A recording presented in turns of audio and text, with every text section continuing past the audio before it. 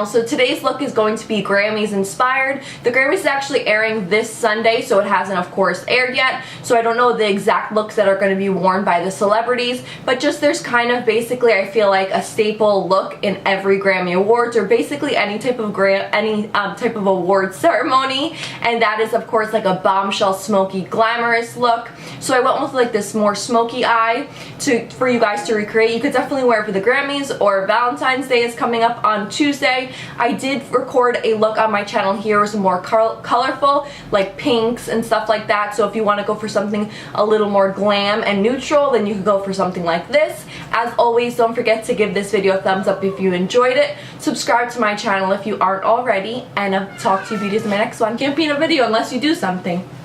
Clap. Yay! You're clapping! Alright beauties, I'll talk to you in my next one. Bye! So starting off with the eyes, I'm taking MAC's Vanilla, and I'm just taking it on a flat shader brush and placing this all over the entire eyelid. As you guys see, I do in all my videos, I just use a light shade that I dust all over to basically act as the brow highlight and just to smooth everything over. I am showing you basically a quick snip of both eyes in this tutorial. I know sometimes to speed up the process I show you guys once I'm already finished with one, but since I'm not showing you the full face and everything like that, I figured this would work out fine. Next, for my transition shade, I'm using MAC's Brown Script, and I'm using a fluffier blending brush for the crease area. I'm brushing this up towards the brow bone area, of course still leaving by the brow white, this way it transitions, and then I just blend it a whole bunch on both eyes. This way it's nice and smooth. If you guys want to see what I actually wore on my face for this video, I'll be having it coming up soon because I record an updated contour and highlight routine, and that's basically what I recorded right before this, so you'll know exactly what I used in this video. Then this is just a smaller blending brush that's clean. I didn't put any additional product in it, and I'm just using it to further blend out the brown script to make sure we don't have any harsh lines. Then for the final shade, I'm taking Gilt by Association, also by MAC. I just wanted to stick with basically a very simple look where you didn't have to have so many colors.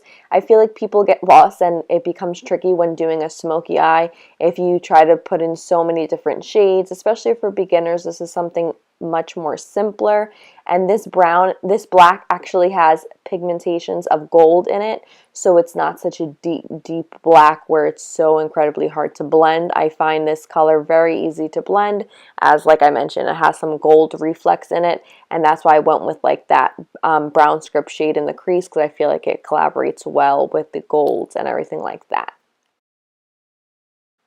So since I am just taking 3 colors, this black shade I'm of course going to be placing it on the lower lid as you see here, and then I'm taking that clean brush and placing it basically into the crease area. This way that black deepens it up a bit, giving it that smoky type of effect without using another shade to deepen that up. I just do that. And then this color does tend to get a lot of fallout, so this same thing, just a clean brush, removing all of the fallout. And now moving on to the lower lash, I'm going to be taking Brown Script as well as Gilt by Association again. This way the 2 colors that we had on the top eyelid, I'm going to be having on the lower lash line as well. So I bring the, of course, darker shade more in, almost like an eyeliner. As you can see, it's getting darker around that area, and the brown script falls slightly lower. Now for eyeliner, I didn't want to do any type of a winged eyeliner because when you're applying something black or close to black for your eyeshadow, it kind of gets lost in the mix.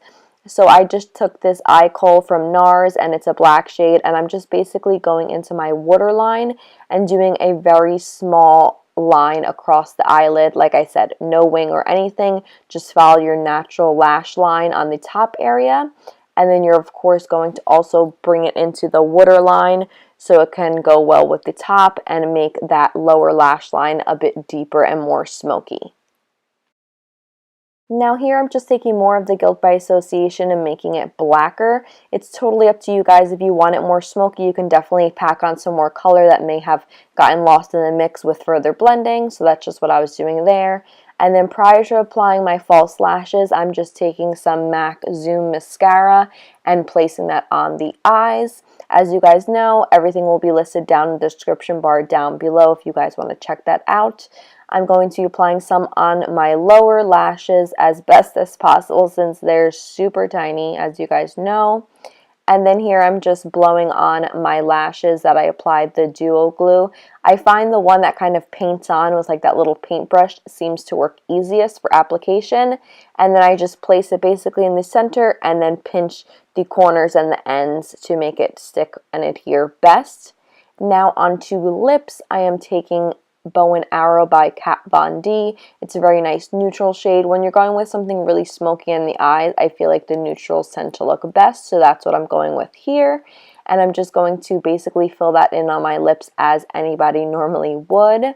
And this is a matte liquid lipstick, so just kind of give it a little glossy texture. I'm taking the Anastasia Beverly Hills in the color Dainty and just applying that in the center of my lips to give it a more pouty effect and basically go with more nude and give it a little more texture and glossiness.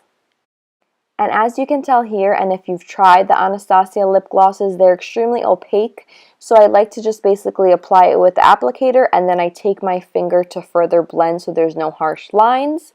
And this look is now complete. I'll talk to you beauties in my next one. Bye!